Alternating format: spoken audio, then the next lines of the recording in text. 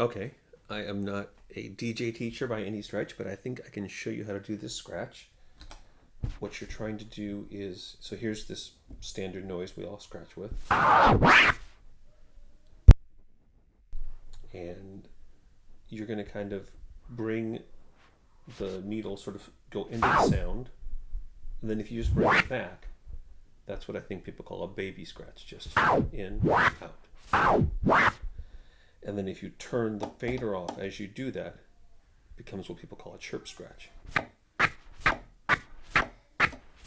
So that's just pushing the fader closed as you push the record forward. So, and then this thing that you're calling a Joe Cooley, that some people call a swirl, it's like you push it in for the baby scratch, and instead of pulling it back out, you kind of pull it out a little bit, you stop, pull it out the rest of the way. So it's like,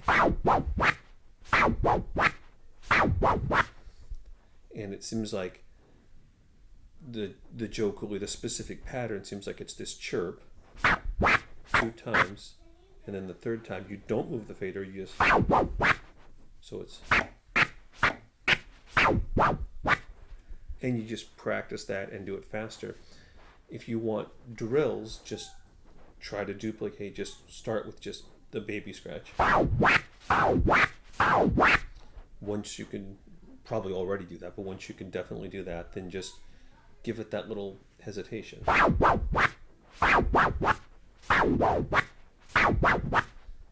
And then sort of the next step, like I almost never do this pattern. What I've always done, in fact, I don't think I ever really, I think I went from doing this to doing like, and so it's kind of this thing you're calling a Joe Cooley, but with an extra little thing to it. So it's, sounds like, so the Joe Cooley sounds like, actually no, I'm so used to doing it my way that the Joe Cooley is just, but if you put this extra little push in the middle there, it's like,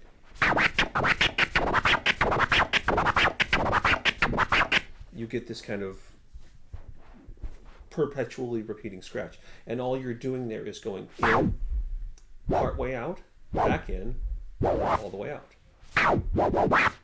almost like you're doing a scratch within a scratch. If you could, that's how I went when I first came up with this. I kind of just made this up one day.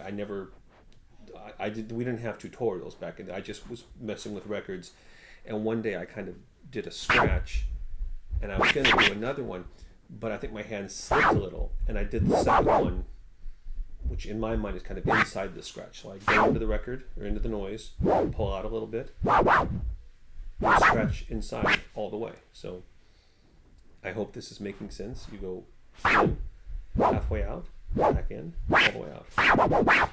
That gives you, in my mind, a better sounding scratch than this Joe Cooley scratch.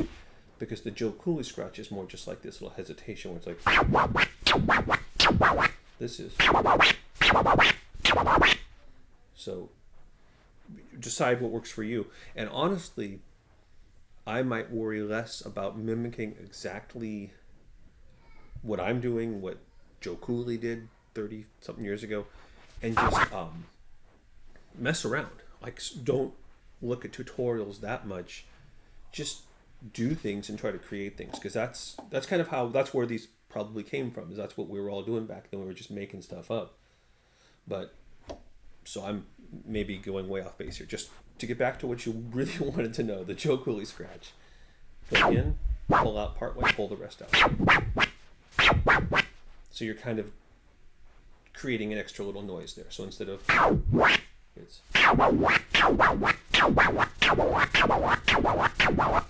and then just practice it slowly. Don't worry about it being fast. Don't worry about it sounding great.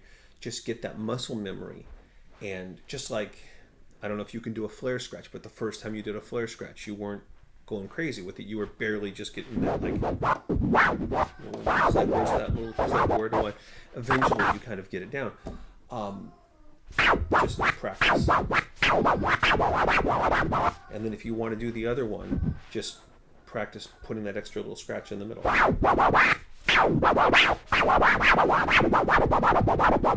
So Maybe this is helpful, maybe not.